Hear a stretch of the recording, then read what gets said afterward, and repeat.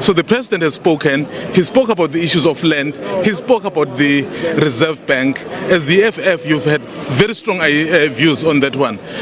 Are you happy? Are you supportive of the statement? The president said nothing about the land. That which the president has said is going to happen is what has been happening and has not delivered the land to our people. The ANC has abandoned the agenda to expropriate land without compensation because they make black people stupid. They used it during elections. The elections are over. Instead of expropriating land without compensation, the president is daydreaming. He comes here to tell us about his dreams. The man wanted to be president for the last 30 years, for more than 3 decades. He still doesn't know what he wants to do for South Africa, except to tell us that he's dreaming. So if you look at the jobs, he says 2 million jobs in the next 10 years, 200,000 per year. That is against what the national plan says. The national plan speaks about 11 million jobs in 2030. So he will create 2 million jobs by 2029, meaning he has abandoned the national plan. The man spoke about 1 million youth initiatives, employment initiatives. According to their own website, only 6,000 of those opportunities or initiatives were created. None of the things he says here is meaning them. The president was just not saying anything except to tell us that he's dreaming. The days of dreaming are over. He must waken up. He must be woken up by South Africans, because now we need a president who's awake, not a dreaming president.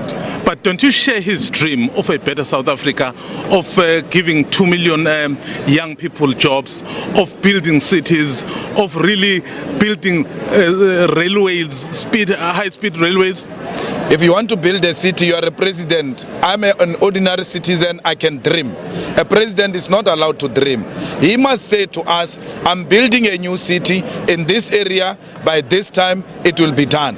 He doesn't have that privilege of dreaming. When you say a bullet train, where and when? You cannot just talk as a president. You have to have a target. We didn't get that today. We were just told of 2 million jobs which are going to be created in 10 years' time, and that is not going to happen because the national plan, developmental plan, was speaking about that. NDP spoke about 11 million jobs in 2030. Now he speaks about 2 million jobs in 2029, meaning the 11 million ambition of the national development plan has been abandoned. We've got a new plan called Dreams. But what about the reality of the constraints of our economy? We have seen the construction in the past 2 weeks. He has to say, guys, the reality is that the economy is not growing at the speed we want, and therefore I've got no ideas. He must be honest like that. He must not create an impression that he's got an ideas. Cyril is playing with us. Cyril wanted to be president in the 90s.